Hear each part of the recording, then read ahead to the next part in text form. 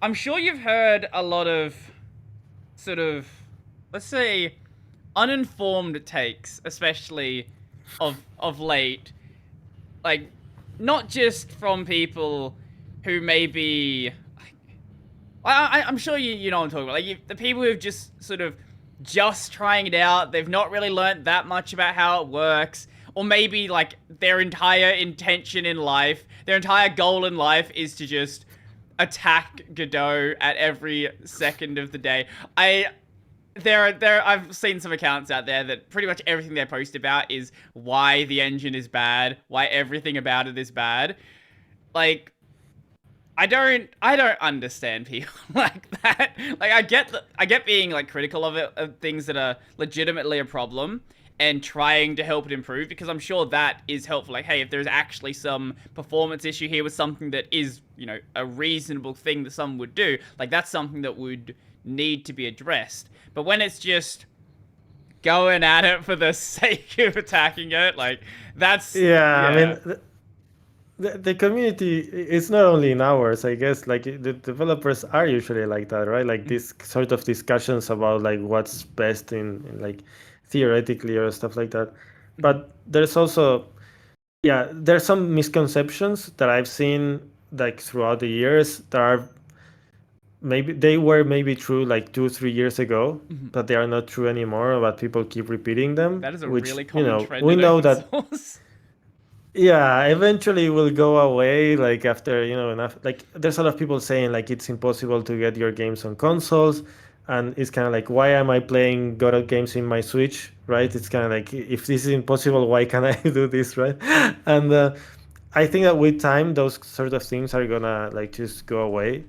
But we appreciate a lot of the criticism, and most of it, I believe, in the community it's been quite welcoming to of course there's I know that people are going to be like, oh yeah, I was critical about it, and I'm not a part of it anymore because they were really rude to me or whatever. But it's not usually like the dynamic of the project, and that's something that attracted me at the beginning because I actually could get in there, I could talk with the people who were working on it, and they changed their minds when we were talking, or I changed my mind, and it was very welcoming to see those sort of like, you know, the reality of making a game is that it might be super different from my to your experience. Mhm. Like our needs can be very different, and this is a general purpose language, a general purpose engine.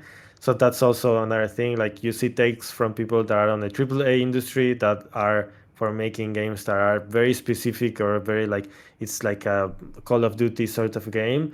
And yeah, maybe for those sort of games, those things make sense. But for a general purpose, that you need to make like a racing game, a first-person shooter, like a strategy top-down, a 2D, like you need to make some compromises in some areas. Mhm. But the good thing about it, which this is not usually the case, is that Godot is open source. So you can go in and you can make your own fork and you can modify those areas that you don't like. Mhm. And that's some flexibility that nobody else offers you. And when I see people complaining about some aspects of the project now, I feel like they are complaining to us as if we were a company, Mhm. as if we were like an institution that will be deciding what will be and what not, instead of just being part of the community and making those changes. Mhm. Not You don't have to be a programmer to propose those sort of changes, because you can make the proposal and somebody else can implement it if it makes sense. And you know just the fact that you can do that, I think it's amazing, and it's something that differentiates open source with closed source, right? Mhm. Mhm. um, and yeah, I think there's also this shift in people. And maybe I'm going a little bit on a rant, but it's the game industry, if you compare it to the other industries, is a bit behind in terms of open source Mhm. awareness. If you do websites or if you do anything like that, everything is open source. The library used in the front end, in the back end, on the server, like everything, this full stack is open source, even if it's from a huge company or whatever. If you do that in video games, it's the opposite. Like everything is proprietary, everything is like very close. So I think people are not used to it yet, and hopefully with Godot it will be like a reintroduction of the concepts and like the benefits that we can get of collaborating in something together, because you know you can modify parts of the engine, and we are starting to include parts from other open source projects that are really good, that are better than our own implementations. And I can see in the future that this will be like the editor that you use, and people plug their own stuff on it. Mhm.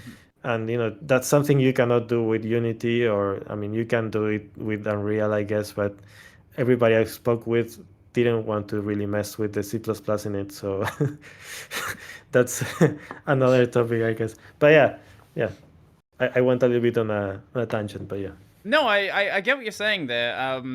Like I've worked some web dev jobs before, and it's kind of interesting because in that space, nobody touches anything unless it's open source. Like you might get away with like a proprietary database, but that's pretty much the only thing that someone's going to accept. Like the rest of your stack, like you build everything, all of your libraries come from npm. You've got all these like open source Python libraries and all these other libraries, and then like in game dev, pretty much the only things that are open source are like, I guess if you use Blender for your modeling, Yeah. like Blender, that's pretty much it. Yeah, I mean, yeah, Blender is quite popular, but it's still not the industry standard. It will be, because you cannot compete with open source. Might be slower, but at the end of the day, it will be.